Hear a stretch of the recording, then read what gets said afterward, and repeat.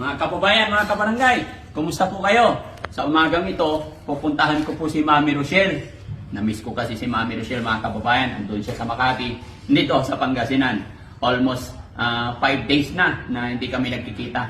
Kaya pupuntahan ko po siya. Pero mga kababayan, may tanong lang ako sa inyo. Magmumotor kasi ako ngayon para mabilis.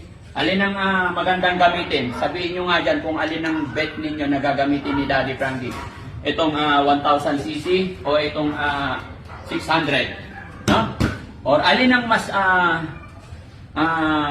magaan gamitin? Ito kaya, tingnan nyo, Si bihira akong magamit itong mga itong mga kababayan. Bihira akong magamit kasi lagi kaming nasa sasakyan. Pero sa araw na ito, kukuha lang ako ng helmet and then babiyahe ako. Pinag-iisipan ko lang kung alin ang maganda. Comment nyo nga dyan mga kababayan kung alin ang bagay sa biyahe ko sa araw na ito. Tignan nyo.